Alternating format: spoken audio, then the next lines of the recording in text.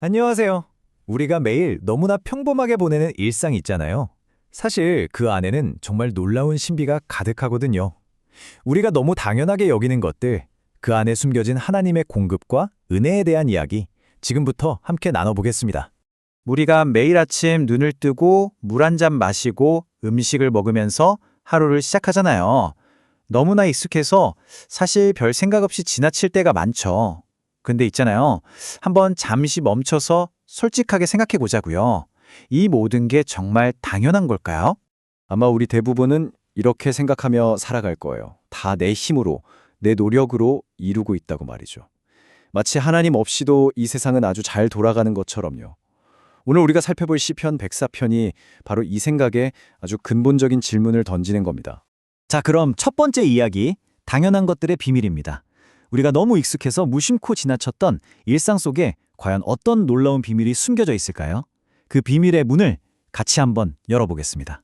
오늘 우리가 함께 볼 시편 104편이 바로 그런 역할을 해주는 거예요. 마치 새로운 안경을 딱 쓰는 순간 이전에는 전혀 보이지 않던 세상의 또 다른 차원, 바로 하나님의 그 섬세한 손길이 보이기 시작하는 거죠. 그럼 그 새로운 안경을 쓰고 우리가 제일 먼저 발견하게 되는 게 뭘까요? 그건 바로 우리를 둘러싼 이 자연 세계에 생명을 불어넣는 보이지 않는 공급의 손길입니다. 한번 상상해 보세요. 정말 아무 생명도 없이 바싹 마른 골짜기를요. 물 한 방울 없어서 아무것도 살 수 없는 그야말로 삭막하고 죽어있는 땅. 모든 것의 시작점은 바로 이곳입니다. 그런데 바로 그 죽음의 땅에서 정말 놀라운 생명의 연쇄 반응이 시작됩니다. 성경을 보니까 하나님께서 샘을 터뜨리시자 메마른 땅 위로 물이 흐르기 시작하고 그 물을 마시려고 들짐승들이 모여들어요. 그리고 마침내 죽어있던 땅 전체가 풍성한 생명으로 다시 태어나는 거죠. 바로 이 구절이 모든 것의 핵심이라고 할 수 있습니다. 여호와께서 샘을 골짜기에서 솟아나게 하시고, 이 한 문장은요, 모든 생명의 시작이 그냥 우연한 자연현상이 아니라 하나님의 의도적이고 적극적인 행동에서 비롯됐다는 걸 아주 힘있게 선포하고 있는 겁니다.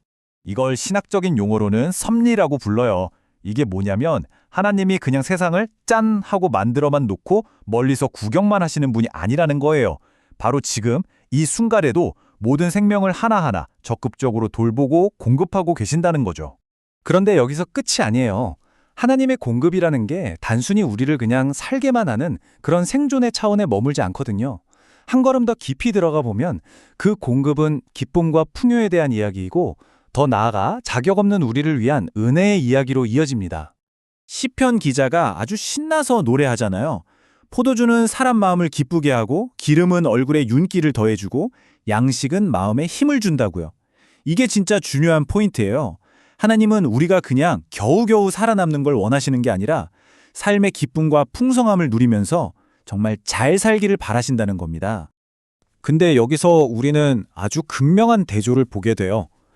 원래 성경에 따르면 죄 때문에 땅은 저주를 받고 인간은 평생 땀 흘려 수고해야 하는 운명이 됐잖아요. 근데 그런 현실 속에서도 하나님은 우리에게 기쁨을 주고 윤택함을 선물하신다는 거예요. 이게 바로 은혜의 현실입니다. 그래서 핵심은 바로 이겁니다.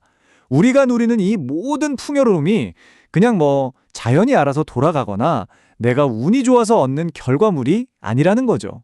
성경은 이걸 아주 분명하게 자격 없는 죄인을 향한 하나님의 의도적인 은혜라고 선언하고 있는 겁니다.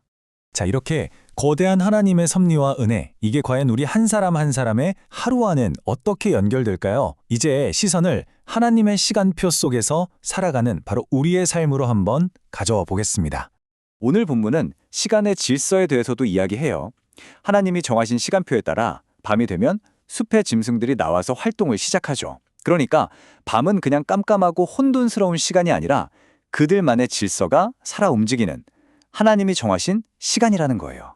그리고 밤이 지나고 해가 떠오르면 어떻게 되죠?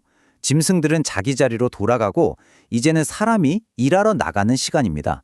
낮 역시 하나님께서 우리 인간의 활동을 위해 정해두신 시간이라는 거죠. 이 거대한 질서의 그림을 내 삶에 딱 가져오면 바로 이 문장이 나오는 거예요.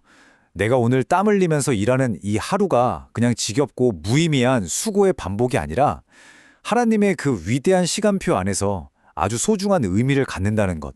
바로 그거죠. 자, 지금까지 우리가 발견한 이 놀라운 진실들, 이걸 그냥 그렇구나 하고 머리로만 이해하고 끝내면 안 되겠죠? 이제 이걸 우리 삶으로 가져와서 은혜로 다시 사는 삶을 시작해야 합니다. 오늘 우리가 함께 나눈 말씀은 우리에게 3가지 구체적인 결단을 요구하고 있어요. 첫째, 모든 걸 당연하게 여기던 태도를 버리고 숨쉬는 모든 순간을 은혜로 여기는 겁니다. 둘째, 내 힘으로 산다는 교만을 내려놓고 하나님의 공급하심을 신뢰하는 거죠. 그리고 마지막으로 내 계획, 내 뜻대로가 아니라 하나님의 질서 안에서 기쁘게 살아가는 겁니다. 오늘 이야기를 마치면서 이 마지막 질문을 여러분께 드리고 싶습니다. 오늘 당신은 무엇으로 살아가고 있습니까? 당신의 힘입니까? 아니면 보이지 않는 하나님의 은혜와 공급입니까? 이 질문이 오늘 하루 여러분의 삶에 깊은 울림이 되기를 바랍니다.